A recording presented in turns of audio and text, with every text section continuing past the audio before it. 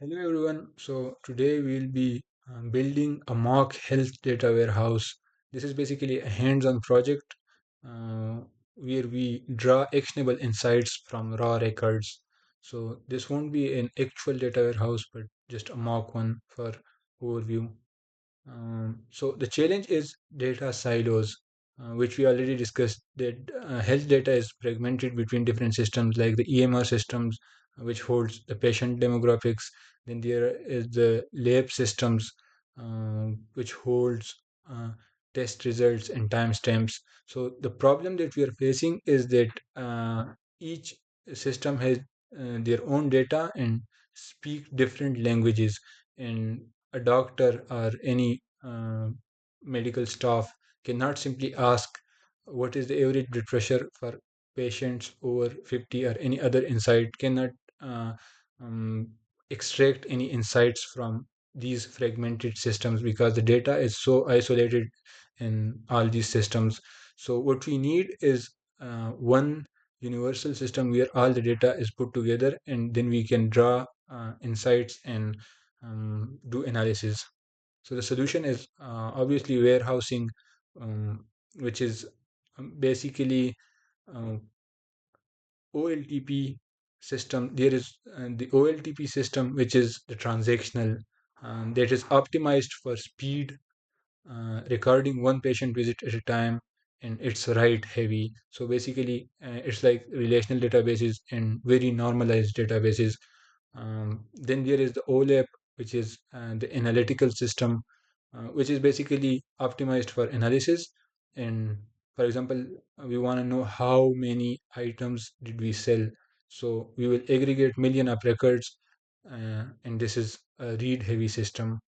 So the goal is to move data from the checkout counter, which is basically the transactional systems, to the head office report, which is basically the analytic system. Uh, then we have the star schema. This is the industry standard for warehousing data. Basically, in star schema, there is a central fact table which contains the numbers, the metrics, and all the foreign keys like uh, test results, date, and the foreign keys of the different dimension tables around it. And there are the dimension tables or the points which contains static, descriptive, contextual data like patient name, age, gender, etc. So this schema allows us to slice and dice facts by any dimension. Then we have the prerequisites and setup for making our data warehouse. The tech stack that we're going to use is Python to build our ETL pipeline. So first we have pandas, which is basically the data analysis library extensively used for data analysis in Python. And the second one is SQLite 3, which is basically a zero configuration SQL database engine. We do not need any configuration whatsoever, and it will just create a database in a single file on our disk. So it is very easy to use. So in this code example, we have imported pandas, and we have imported SQLite, and we all also created a connection to SQLite. So we created our hospital warehouse database. Uh, then the first step is extraction. We are basically simulating extraction here. So we are generating raw data. Um, Obviously, in a real case scenario, we will not be generating our own data, but we would pull this from a server. Today, we simulate CSV exports. We just simulate that how this pipeline works. So we created two separate data sets representing our silos. We have the patient's data set and we have the lab's data set. We created just dummy data for patient and lab, and we made these data sets into CSV files. Um, the first one is the patients.csv, which contains all the demographics, and the second layer.csv contains all the clinical results. So the second step is cleaning and modeling. the transform step. So now we're going to simulate the transform step. Uh, for example, we're going to derive a column age from date of birth because age is extensively used by analysts, not date of birth. So we transform this um, now so the query later is faster. So basically, by writing these pandas scripts, we change the database, the date of birth into age. Then we filter the blood pressure data here. That from the raw lab data, we filtered the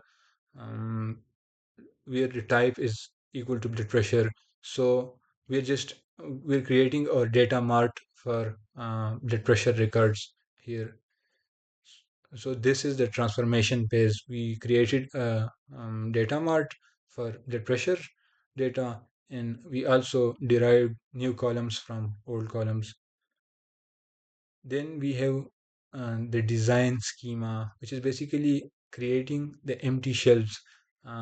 So up till now, we have extracted the data, we have transformed the data, and now we're going to put it into, we're first going to make empty shelves, and then we're going to put the data into these shelves. So the shelves are nothing but database tables. So we use SQL queries to create tables, and we use star schema for that. First, we use create a dimension table which holds the static data, and then we create the fact labs, so which holds the transactional data. So this is our schema, and currently we only have one dimension because this is just a mock overview, not an actual data warehouse. But in an actual warehouse, we have many dimensions in a central fact table to complete our star schema. Then this last step is to load the data. We populate the warehouse. So basically, we created the shelves or the tables in the data set, the database. Now we're gonna populate those tables. So we move or cleaned, transformed pandas data frames into SQLite databases. In an actual real production environment, we would perform what is called upserts, which is basically update if exists. If the database table already exists, there is already data, so we update those tables, or insert if the data is new. So that is how the data changes are handled in a production level environment. Then the analysis. So now that we've done, now that we have completed the ETL pipeline, uh, the payoff is that we can now answer the original question using a simple SQL query that joins our clean tables. So now we have created the database, and our data warehouse is ready. So we can query it, and we can draw insights. For example, and the question was average systolic BP by age.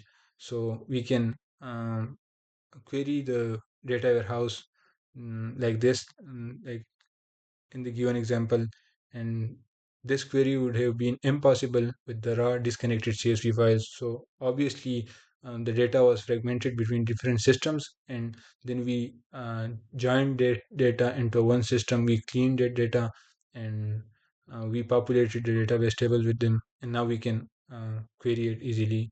So this was the project that we did. We first extracted the data from raw we first extracted raw messy data from disconnected sources, different CSVs like patients data and labs data.